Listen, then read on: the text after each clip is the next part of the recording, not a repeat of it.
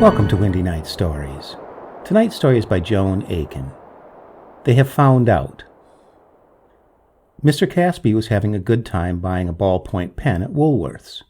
A clipboard with paper attached lay chained to the counter, and Mr. Caspy tried quite a number of pens before fixing on the one that seemed best. It did not do well to take one that yielded up its ink too freely, or it would run out too soon. He liked to get a good value out of his pens, and became extremely annoyed if one of them ran dry under its allotted span of 2 to 3 years of use. He always wrapped a tiny jam pot label, with the date, around the pen as soon as he got home, so that he might know what to expect.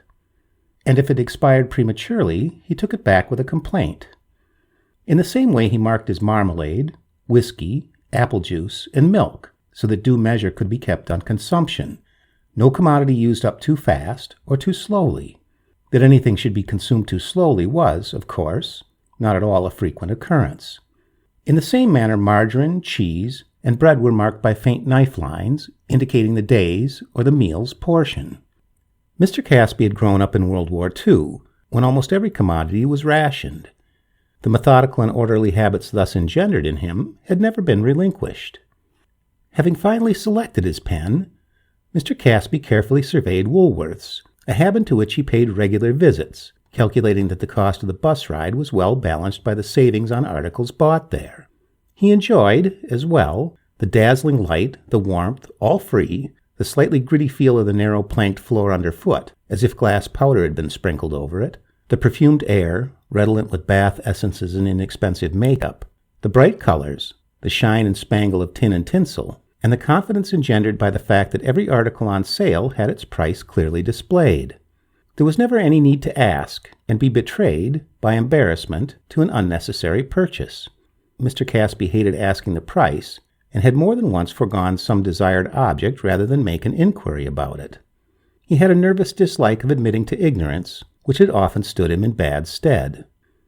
Now, having come to the conclusion that nothing else in the shop was, at that juncture, necessary to him, he carefully tore off the strip of paper on which he had tried out the ballpoints, rolled it, and tucked it into his jacket pocket.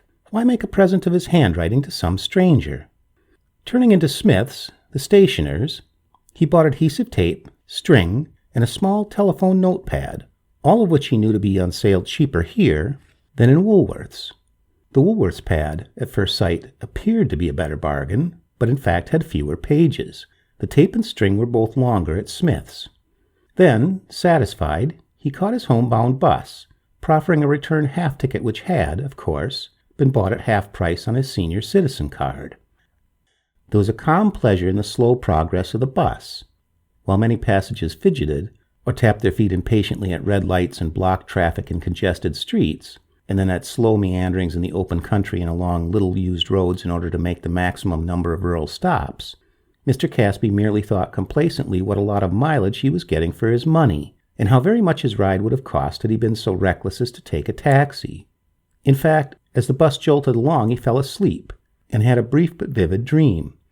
He was seated on a hard bench at the Tuileries garden, and was observing a sparrow, with something in its beak, which was being energetically pursued by a gang of other sparrows. It zoomed across the space in front of him, at last dropping its treasure, which proved to be no more than a used yellow metro ticket. Emily, beside him on the seat, did not think this as funny as he did. She was saying, "Can't we go and have some lunch, dear? I'm awfully hungry. After all, we are in Paris. It does seem a shame." And he was saying, No, you'll appreciate your dinner all the more if you work up a good appetite for it." Mr. Caspy woke up as the bus jolted to another halt, glanced at his watch, and was pleasantly surprised. His time was insufficiently occupied on the best of days. This inching progress would most handily dispose of the bald, empty space between 2 and 4, quite the worst part of the day. At 4 it would be permissible to put a kettle on and make tea, saving the tea bag for future use. At 5 some acquaintance might telephone, and Mr. Caspy could go out to feel his washed socks on the spindle in the backyard to see if they were dry. At 6 there was BBC News, most respectably occupying 30 minutes, and, after that, the careful, meticulous preparation of a frugal evening meal permitted another hour, at least, to slip by. Then the meal could be slowly consumed, washed down by a medicinal glass of whiskey on doctor's orders, then television or radio, eked out by the remains of the morning's newspaper, supplied a satisfactory bridge leading from supper to his solitary bedtime. Mornings were much better. They had an impetus of their own, supplied by the daily harvest of mail, mostly, these days, bills, catalogs, and bank statements, but still, something had to be done about them. They could not be allowed to lie dustily or mount up. There was also the newspaper and the need to purchase food and household articles. It was life. It passed. Whiskey, thought Mr. Caspy in annoyance. He should have bought a bottle at the big cut-price store next to Woolworth's. How could he have forgotten? There remained in his current bottle only enough for another 8.5 days. He took out the new ballpoint and made a memorandum in the tiny notebook he always carried in his jacket pocket. Out, at the same time, came the tiny rolled slip of paper on which he had tried his pens, and with a touch of bewilderment, he read his own writing. They have found out, and are coming to get you. What nonsensical impulse had sent those words into his head? What was their origin? Where could he have read or heard them? On television? Who have found out? Found out what? Flushing with exasperation, stuffing the tiny roll of paper back into his pocket, Mr. Caspy glanced at the last page of his notebook and was reminded that, after leaving the bus and before going back to his house, he had an appointment at the local doctor's house to receive the result of a routine checkup. One should make the most possible use of the National Health Service, Mr. Caspy believed. After all, it's our money that pays those scroungers. Minutes later he was sitting on the hard velvet bench, staring out with impatience at the little fountain that played to itself in the clinic courtyard. What do they need that for? He grumbled to himself. It was a total waste of electric current, all coming out of the taxpayer's pocket, mere ridiculous decoration and titivation. However, disciplining himself to ignore the frivolous play of water, Mr. Caspy picked up a leaflet on the subject of cystitis and you. After all, one ought to benefit from the free literature they left lavishly lying around. A bell rang, and he jumped uncontrollably. Really, they ought to adopt some more civilized, some more dignified means of summoning patients to the doctor's offices. Patients were not slaves, after all. "I'm afraid it's not good news, Ted," said Dr. Owens, "though not, perhaps, entirely unexpected?" Mr. Caspy stared, as if, to him, the news was not only unexpected, but wholly, outrageously incredible, invented as a piece of monstrous tomfoolery, some demonic practical joke. Meanwhile, the doctor went on talking. "How long is it since Emily died? 15 years? Well," the doctor spread his hands as if to indicate, "we none of us live forever, do we? And you are a good age after all." "But she died of anemia, nothing to do with heart," objected Mr. Caspy in a tone full of resentment. He stood up and gave the doctor's cell-like office a sour scrutiny, as if in search of some appliance which he could not see there. "Well," said the doctor again, "think over the choices I have given you, and we'll discuss them again in a few days. I don't think—" What the doctor did not think, Mr. Caspy did not wait to hear. He had already turned, angrily snatching up his plastic bag with the string, adhesive tape, and telephone pad. String. A whole large new ball of green, glistening string, guaranteed good for outdoor as well as indoor use. And a memo pad at least half an inch thick. 200 pages. Proceeding more slowly than was his habit along the quarter-mile walk from the clinic to his cottage, Mr. Caspy observed 3 temporary road signs, red-bordered white triangles, set up along the grass verge to alert motorists. They make motorists slow down for toads, thought Mr. Caspy morosely, but not for pedestrians, oh no. At present there were no indications of toads. Perhaps they preferred to perform their crossing at night. Where were they traveling to? Why did toads wish to get to the other side of the road? What happened to them there? Did they ever go back? Arrived at his own gate, Mr. Caspy saw with annoyance that some person had been through the gate and had left the metal hasp thrown back, not hooked over the gate post. The postman probably, stupid, careless, indifferent fellow. If a wind had blown up, there was only a frail, ancient latch to hold the heavy wooden gate.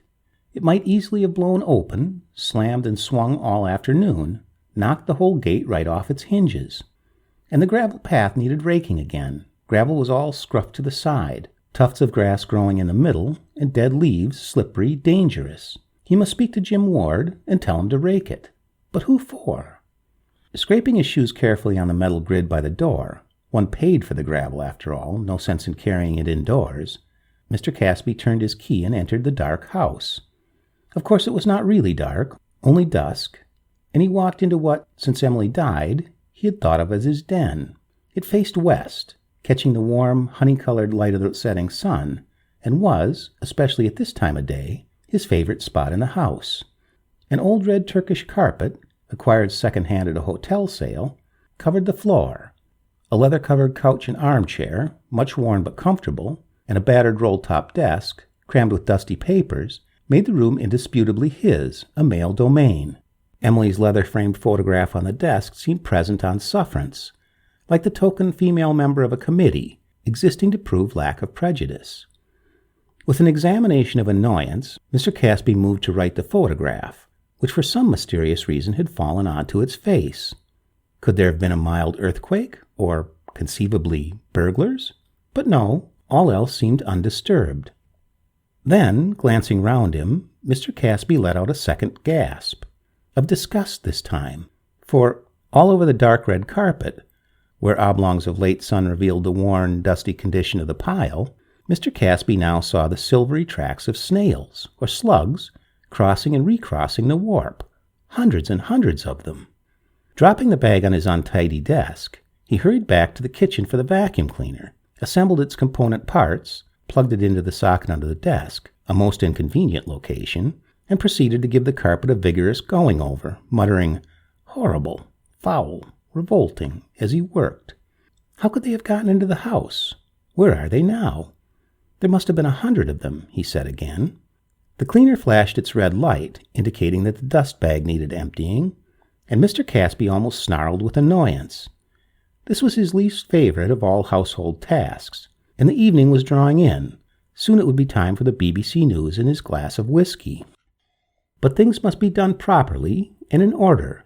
He switched off the cleaner and pressed the Bakelite catch to release the lid at the end of the barrel-shaped body. The dust bag was certainly full to overflowing with packed, gray, gritty, hairy dust, the very last object ingested being a tiny, furry roll of paper. Mr. Caspy unrolled it and read again the words, "They have found out and are coming to get you," in his own handwriting.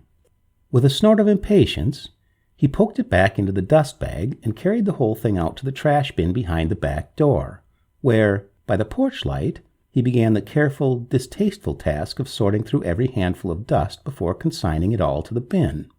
One never knew what might get accidentally sucked up. Vacuum cleaners were far too powerful these days, quite unnecessarily so.